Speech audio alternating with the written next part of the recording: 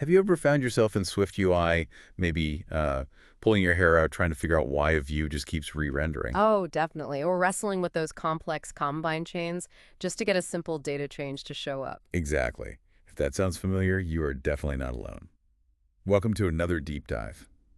Today, we're diving into something really significant for anyone building apps in the Apple world, the iOS 17 Observation Framework. Yeah. Our insights today are largely drawn from a really comprehensive blog post over on devtechie.com. Wait. It's titled iOS 17 Observation Framework, a modern approach to state management with @observable. And devtechie.com, they're doing some great work building a community focused on helping developers really get a deeper understanding of iOS app development. This post is a perfect example. So our mission today, unpack how this new framework is set to revolutionize state management in Swift and SwiftUI. Basically give you a shortcut to getting up to speed on this crucial change. Yeah, and it's fascinating because the observation framework, introduced in iOS 17, it really is a significant evolution. We're talking about Swift's reactive programming and state management here. It gives us a robust, type-safe, and importantly, performant way to implement the observer design pattern. It moves beyond a lot of the traditional combine-based approaches we've been using. Okay.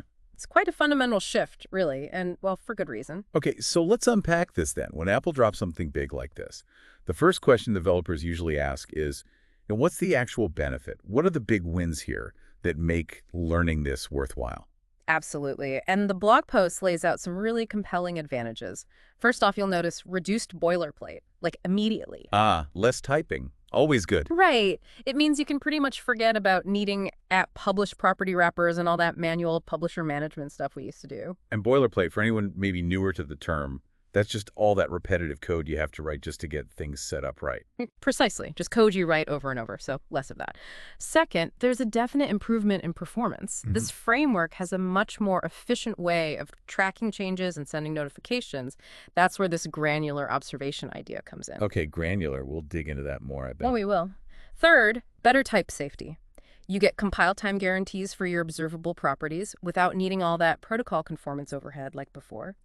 Then you get a simplified architecture. It naturally leads to less coupling between your observable objects and the views observing them. No. And finally, this one's really powerful. Automatic dependency tracking.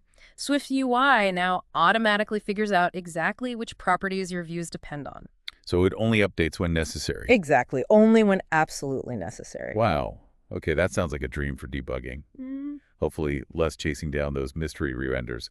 Now, for those of us who've been, working with Combine and Observable Object for a while, moving to this new observation framework, it involves some key changes, right? How does that migration actually look? What changes in the code? That's a really crucial point. And yeah, it involves some essential syntactic changes.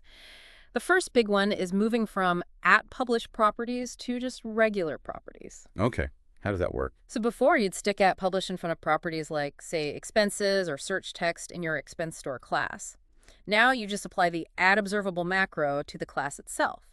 And that macro, well, it automatically generates all the necessary observation infrastructure behind the scenes. Ah, so the macro does the heavy lifting. Exactly. It really streamlines your code. The framework handles the change notifications, and it's way more efficient and lightweight than @published. Remember, @publish used to create a whole separate publisher, like a pass-through subject for each property. That added memory overhead. Right, like little broadcast channels for every single variable. So getting rid of those must save resources. Definitely. Plus, you don't need to manually call object_will_change.send anymore. Okay, that simplifies the publish side a lot. Mhm. How does this change things for managing the life cycle of these state objects within the SwiftUI views? Is that state object still a thing? Good question. That leads right into the next change, moving from @stateObject to just @state. Really? Just at state? Yep. @stateObject was specifically designed, you remember, to manage the lifecycle of observable object types in views, making sure they persisted. But now, with the @observable macro doing its magic, @state works perfectly fine with @observable classes for ownership. So at state can now hold on to these observable classes directly. Correct. It simplifies the whole ownership model quite a bit. You don't need to distinguish between them in your view declarations anymore. And the outcome, better performance, because SwiftUI can manage it more effectively, and just cleaner, more maintainable code. It removes a bit of that mental juggling, Yeah, it merges those concepts, making at state feel more Universal. Okay, so what about add observed object then? Is that gone too? Well, for add observed object, the shift is towards at bendable. When you're using these new add observable types, you generally don't need add observed object. Instead, Swift now gives us the at bendable property wrapper. This is specifically for enabling two-way bindings with your observable objects. Ah, so add bendable is specifically for bindings. Makes sense. Exactly. It makes your intent clearer. You're actively setting up a binding, not just passively observing. And it also offers better performance by avoiding unnecessary observation setups, leading to more efficient UI updates. Okay, this is where it gets really interesting, I think. The blog post walks through building a practical expense tracking app to really show this stuff off. How does the observation framework actually look in a real app, like beyond just these syntax changes? Yeah, this is where it all sort of clicks. The example starts super simple with a basic expense class. To make it observable, ready for SwiftUI, you literally just import observation and stick at observable on the class definition. That's it. Wow, okay, simple enough. Then for the expense store, that's the class managing all the expenses applying at observable, makes properties like the expenses array, search text, even an iLoading flag all observable. But here's the really cool part. Even computed properties like filtered expenses based on the search text or total amount or average expense, they automatically become observable too. Wait, really? Computer properties just work. You don't need to do anything special. Nothing special. If an underlying expense changes or the search text updates, any view using filtered expenses will update automatically. No extra code needed from you. That's amazing. What was the old way? You'd have to manually trigger updates for those, right? Often, yeah. You'd have to manually publish changes for computed properties or make sure their dependencies were correctly published. It could get messy and lead to bugs or, like you said, over-rendering. This just handles it. Even things like async methods, say, a load expenses, function that fetches data, they work seamlessly within this at observable structure. Okay, so the data model and store become simpler. How did the SwiftUI views actually use these? The views integrate really smoothly. The example shows an expense row and an expense tracker view. The main expense tracker view might hold the expense store instance using @state, like we discussed. And then the framework just automatically handles the UI updates when you search, or add a new expense, or delete one. SwiftUI becomes much smarter about figuring out precisely when and where to redraw. So stepping back a bit, what really stands out to you about how this new approach makes apps better, like under the hood, beyond the cleaner syntax? How does it impact daily development? For me, the absolute biggest standout is that granular observation. The post uses a user profile and profile view example to illustrate this really well. SwiftUI now tracks exactly which properties each part of your view depends on. So imagine a profile view showing profile.name and profile.email. If only the name property changes on your user profile object. Only the part of the view showing the name updates. Precisely. Only the UI elements that actually use profile.name will re-render, not the whole view, not even the whole profile view struct necessarily. Wow. This leads to incredibly precise and efficient updates. It gets rid of so many of those redundant re-renders that were pretty common with a publish and observable object. So less time playing detective with the SwiftUI view debugger. Hopefully, yes. You can trust the framework more. It frees you up to focus on features, not fighting redraws.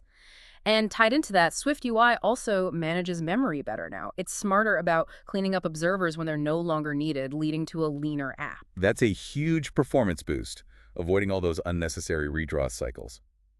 And speaking of lean, what about the actual memory footprint? How does that compare? Yeah, the reduced memory footprint is also pretty significant. With the old Combine way, remember, each at published property created its own pass-through subject.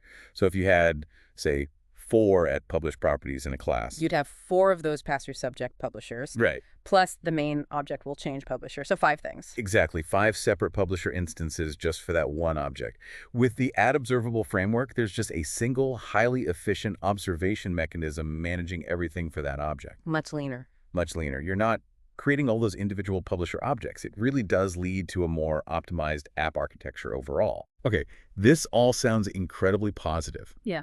So if I'm a developer listening right now, thinking about my current projects or starting new ones, when should I jump in? When should I maybe hold back? Are there any downsides or edge cases to be aware of? That's a really practical question. The source material gives some very clear guidelines on this. You should definitely use Add Observable when, well, obviously, when you're building new apps targeting iOS 17 and later. Also, if your main goals are better performance and less boilerplate code, it's great for simple to moderate state complexity, and definitely if you want those granular observation benefits we talked about. Okay, that covers most new development probably. When should I stick with the older observable object? Right, you'd stick with Add Observable Object when you absolutely have to support iOS versions below 17. That's sort of the main blocker right now.